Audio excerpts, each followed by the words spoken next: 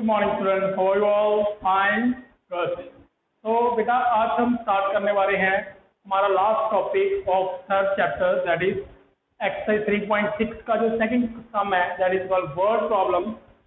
और उसमें हमारा जो फर्स्ट क्वेश्चन आ रहा है वो इस तरह सा है that Ritu can row downstream 20 kilometre in 2 hours and upstream 4 kilometre in 2 hours.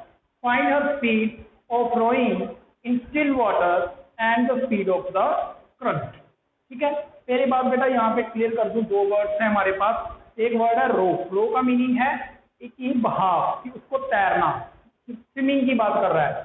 ठीक है, रितु जो है वो स्विम कर रही है। दूसरी वर्ड आ रहा है डाउन स्ट्रीम। जब भी बेटा डाउन स्ट्रीम लिखा होगा और अपस्ट्रीम लिखा हो,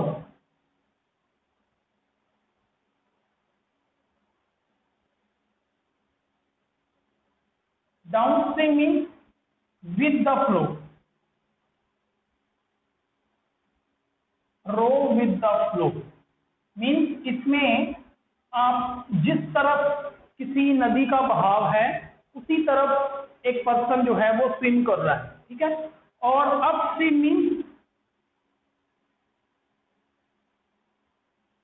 रो opposite in direction, row opposite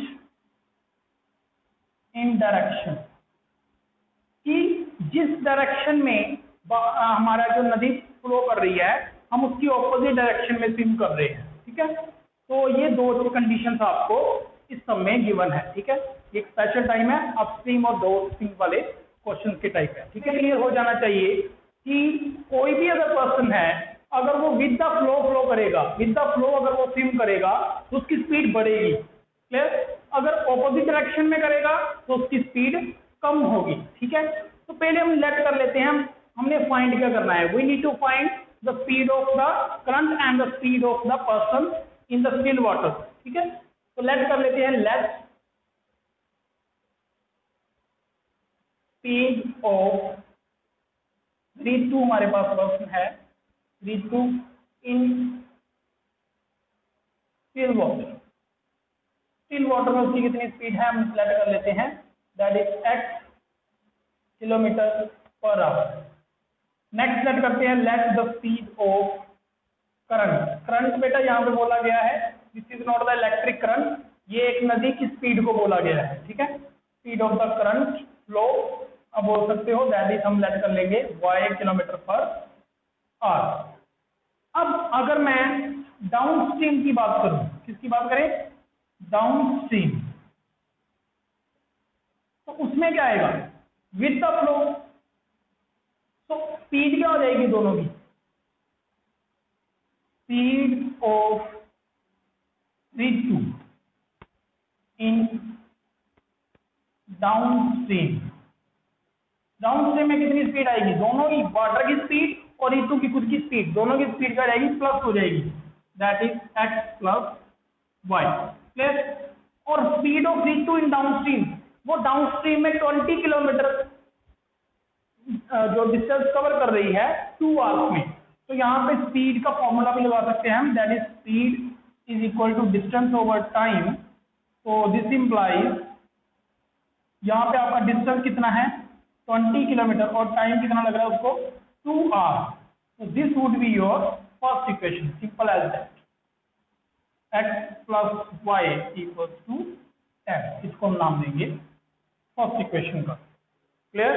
next बात करते हैं अपस्ट्रीम की। अपस्ट्रीम, इसमें क्या हो रहा है, अब रितु ऑपोजिट डायरेक्शन में जा रही है, तो क्या होगा, speed of Ritu in upstream. तो बेटा सीधी सी बात है, रितु ऑपोजिट डायरेक्शन में जा रही है, बट रितु ने कुछ डिस्टेंस तो कवर किया है ना, इट मींस रितु की स्पीड करंट की स्पीड से ज्यादा है, चाहे ऑपोजिट डायरेक्शन में है। तो हम क्या करेंगे, रितु की स्पीड में से करंट की स्पीड को माइनस करेंगे। क्लियर? बच्चे यहाँ पे गलती करते हैं, करंट की स्पीड में से रितु की स्पीड को माइनस कर देते हैं, वो नहीं करना है। माइनस किस में से करना है, रितु की स्पीड में से करंट की स्पीड को माइनस करना है, क्योंकि रितु की स्पीड कम हो रही है, करंट की नहीं हो रही। ठीक है, तो हम क्या लिखेंगे, x माइनस वाई। ठीक है, speed of Ritu minus speed of current, speed of Ritu minus speed of current. और कितना डिस्टेंस उसने कवर किया आपसी में, 4 किलोमीटर, 2 आवर। तो this is equal to x minus y, और आपके पास सेकंड इक्वेशन आ गई, x minus y is equal to 2। तो this is your 2 equations you are having. आप इन दोनों को किसी भी मेथड से सॉल्व कर सकते हो। हम एलिमिनेशन के लिए ट्राई कर लेते हैं। x plus y is equal to 10 है, एंड x माइनस वाई आपके पास 2 है। अगर आप एलिमिनेशन मेथड लगाओगे तो y के साथ y हम कट कर देंगे, we are left with 2x is equal to 12 and x is equal to 6 आ जाएगा हमारे पास, क्योंकि ये स्पीड है किलोमीटर पर आवर में।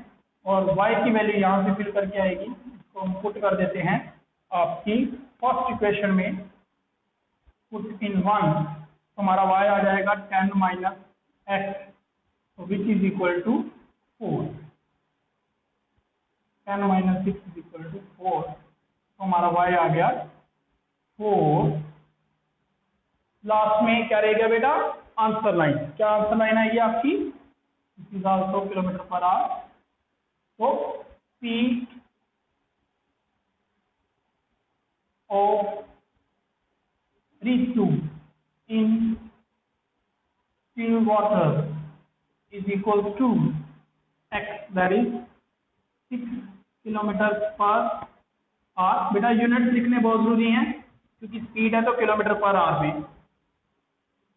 Speed of current is equal to 4 kilometre per hour. So this is the way how to solve the sum. Just have a look. Guys, जो आपका next question आ रहा है, उसके लिए पहले मैंने आपको थोड़ा सा एक बेसिक क्लियर कर दूं।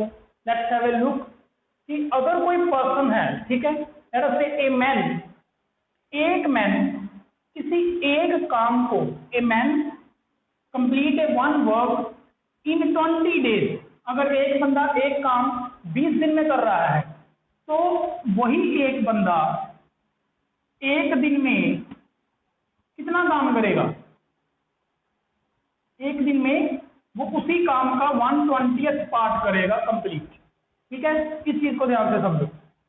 अगर बंदे हम 5 कर देते हैं, लेट अस से मैं अगर 5 मैन कर दूं, तो 5 मैन, अब एक बंदा इतना काम कर रहा है तो 5 बंदे ज्यादा काम करेंगे, तो 5 क्या हो जाएगा, इसके साथ मल्टीप्लाई हो जाएगा, 5/20 वर्क इन 1 डे। ठीक है, पहले ये चीज समझ लो कि अगर आपके, ये आपका डायरेक्ट और इनवर्स वेरिएशन है, direct inverse variation and inverse variation जो आपने 8th क्लास में किया हुआ है।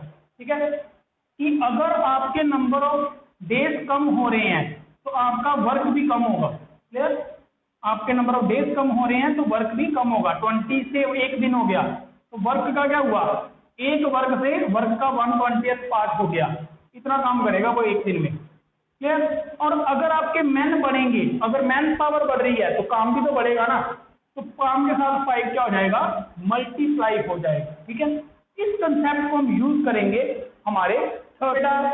Let's have a look in the statement. क्या स्टेटमेंट है, that is 2 men and 5 men together can finish embroidery work in 4 days, while 3 women and 6 men can finish it in 3 days. Find the time taken by 1 woman alone, and it is finished with the work and by the another 1 man alone. ठीक है, हमने एक person, एक women और एक man alone का time निकालना है।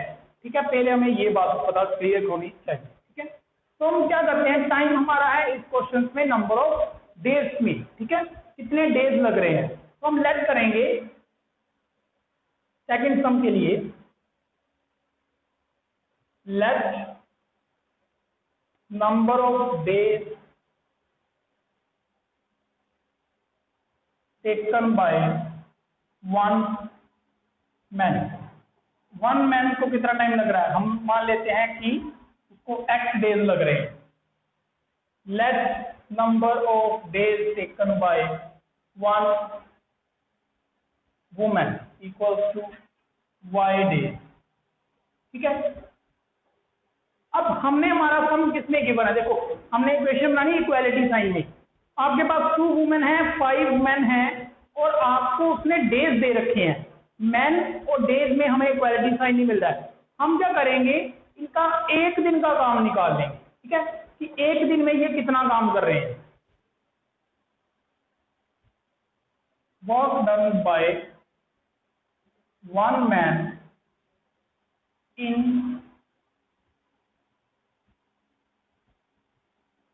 1 day is equal to 1/x।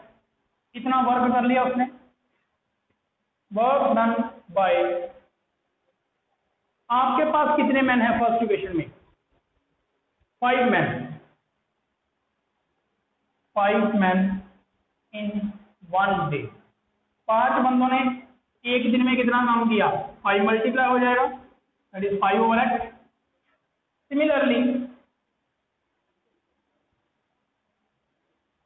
आप लिख सकते हो work done by one women in 1 day. एक दिन में एक वुमेन ने कितना काम किया होगा, 1/y।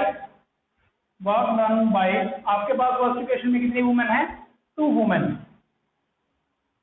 2 women in 1 day. यहां पे बेटा एक बार याद रखना, हम एक ही दिन का काम निकाल रहे हैं, सभी इक्वेशन में हम एक दिन का काम निकाल रहे हैं। तो 2/y इतना वर्क करेंगे, क्लियर। और दोनों मिलके अब आपकी इक्वेशन बनेगी 2 women and 5 man can do a work in 1 day. एक दिन में वो कितना काम करेंगे, एक दिन में वो दोनों मिलके वो कर रहा है 5/x प्लस वो कर रहा है 2/y, इतना काम करेंगे। और आपके क्वेश्चन में गिवन है वो एक काम 4 दिन में कर रहे हैं। वो एक काम कितने दिन में कर रहे हैं, 4 दिन में। तो वो एक काम कितने दिन में करेंगे, और एक काम एक दिन में कितना काम करेंगे, 1/4। एक दिन में कितना काम करेंगे, दैट इज यहां पर हम लिख सकते हैं 1/4 is equal to 5/x plus 2/y। क्योंकि अगर एक काम 4 दिन में कर रहे हैं, अगर एक काम 4 दिन में खत्म हो रहा है तो एक दिन में कितना काम हुआ होगा, एक दिन में उसी काम का चौथा पार्ट ही हुआ होगा ना, clear. so that's why we have taken 1/4 here. so this is your equation number 1. इसके बाद आपने क्या करना है, सिमिलरली डाल लेना है और दूसरी इक्वेशन देख लो क्या बन रही है। दूसरी इक्वेशन हमारे पास आ रही है, that is 3 women and 6 man can finish it in 3 days. 3 women and 6 man, 6/x plus 3/y finish it in 3 days, that is 1/3. This is your second equation. Let's take a look. Okay बेटा, तो आपके पास इस तरह से कोई 2 equation आ जाएंगी। अब इन दोनों को हमने सॉल्व करना है। क्या करेंगे, डिनोमिनेटर में आपके पास वेरिएबल्स है तो लेट कर लेते हैं, late 1/x is equal to p and 1/xy is equal to q. So this is equal to 5p plus 2q is equal to 1/4 such that 6p plus 3q is equal to 1/3. 4 को इधर multiply कर लेंगे, we will get 20p plus 8q is equal to 1 and 18p plus 9q is equals to 1. अब आप इन दोनों को किसी भी मेथड से, एलिमिनेशन मेथड से या किसी भी मेथड से सॉल्व कर सकते हो। ठीक है, let's take cross multiplication method. 2p plus 8q cross multiplication लगाना है तो right side 0 plus 9q -1 is equal to 0। Then P upon is equal to Q upon is equal to 1 upon, सबसे पहले P के नीचे यहाँ पे हाथ रख लो, इसको cross multiply, that is -8 minus minus +9। Then Q के हाथ रख लो यहाँ से, दैट इज -18 माइनस माइनस +20, और यहाँ पे 1 के ऊपर हाथ रख लो अगेन, 29 जा 180 माइनस 18 8 जा 144, और यहाँ से आपके पास P के डिनोमिनेटर में आ जाएगा 1, Q के डिनोमिनेटर में आ जाएगा 2, और 1 के डिनोमिनेटर में आ जाएगा, इस पर आप माइनस करोगे you will gate 36 you will gate, and P की वैल्यू आपके पास आ जाएगी, that is 1 upon 36, and Q की वैल्यू आपके पास आ जाएगी 2 अपॉन 36, और P आपने लेट किया हुआ है 1/x, इट मीन्स हमारा 1/x, P की जगह पे 1/x लिख देंगे, is equal to 1 upon 36, and Q की वैल्यू आपके पास है, इसकी आप कटिंग करोगे you will get 18, so y is equal to 1/18, so yeah, this implies x is equal to 36 and y is equal to 18.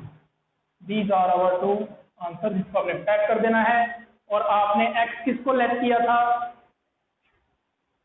Number of days taken by man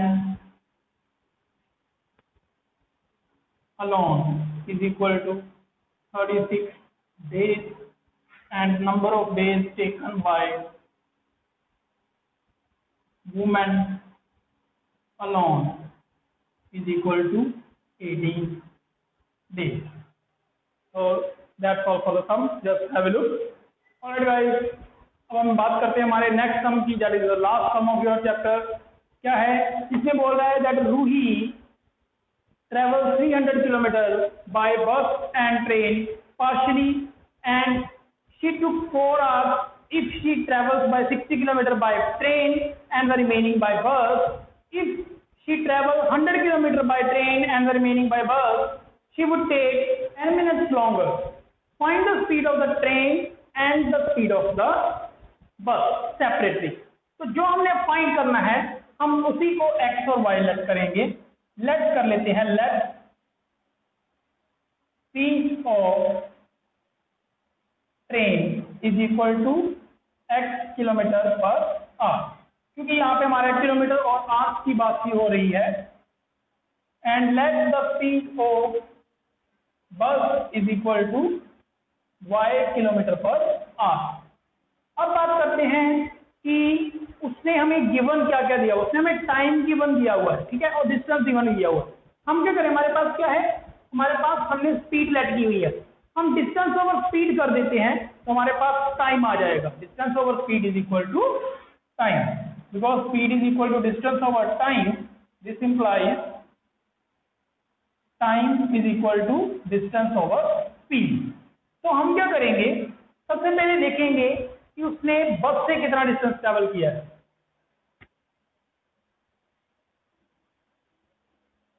time taken by बस, हाँ जी बेटा, बस से उसने वो बोल रहे हैं कि अगर ट्रेन से वो 60 किलोमीटर, पहले केस में ट्रेन से 60 किलोमीटर कर रही है, तो बस से कितना गया होगा, टोटल था 300, 60 उसमें से माइनस कर देंगे, यू विल गेट 240 किलोमीटर उसने किससे ट्रैवल किया है, बस से। और हमने क्या फाइंड करना है, टाइम, तो टाइम कैसे आएगा, डिस्टेंस ओवर बस की स्पीड कितनी है, y, दैट इज 240 किलोमीटर, इतना आ जाएगा टाइम आपका kilometre per hour. And time taken by train, train से उसने 60 किलोमीटर चेक किया था, और ट्रेन की स्पीड कितनी है, दैट इज x, तो इतना टाइम वो लेगा ट्रेन के साथ 60 किलोमीटर पर आवर। और टोटल टाइम कितना लग रहा है हमारे पास, it is given in your statement, that is 4 hours. So total time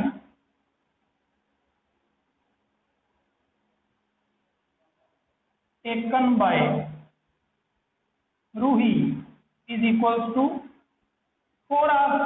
तो टोटल टाइम इन दोनों को मिला के आएगा ना, time taken by bus and time taken by train. तो बस और ट्रेन के कितना टाइम लग रहा है, that is 240/y plus 60/x is equal to 4 hours. ये आपकी बन गई इक्वेशन नंबर 1. फिर अब बात करते हैं इक्वेशन नंबर 2 की. वो कह रहा है कि ट्रेवल्स 100 किलोमीटर बाय ट्रेन. तो ट्रेन से अगर 100 किलोमीटर कर रही है, ट्रेन की स्पीड कितनी है x, तो that is equal to 100 kilometre over x plus remaining कितना बच गया 200 kilometre over y which is equal to कितना टाइम लेती है. She said that 10 minutes more, 10 minutes longer time ले रही है. जितना टाइम पहले ले रही थी उसमें 10 मिनट्स क्या कर देंगे, ऐड कर देंगे. तो ये हमारे पास आ जाएगा 40 प्लस 10 मिनट्स को हम आवर्स में कन्वर्ट करेंगे. तो you will get this, cutting कर लो 6, that is 6 4 24 and 1 25/6. So this is your equation number 2.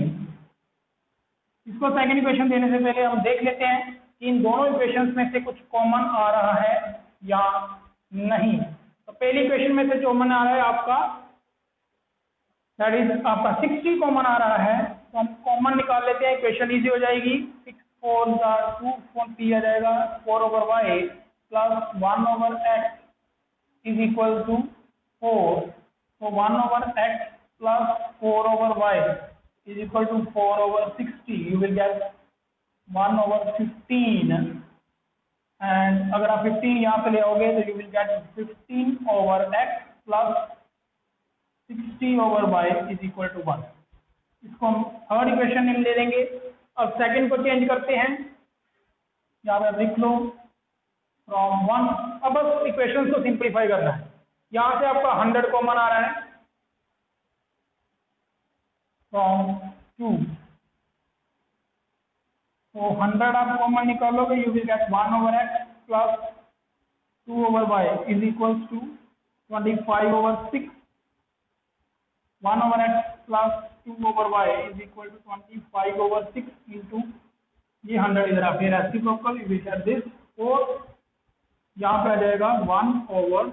24 ऊपर मल्टीप्लाई करेंगे, you will get 24/x plus 48/y is equal to 1. This is your equation number 4. Next आप put कर दो 1/x equals to p and 1/y is equals to q. तो आपके पास दो equations मिलेंगी. 15p plus 60q is equal to 1 and 24p plus 48q is equal to 1. इसको आप name दे दो 5 और 6. एंड क्लास हम इन दोनों को सॉल्व कर लेंगे.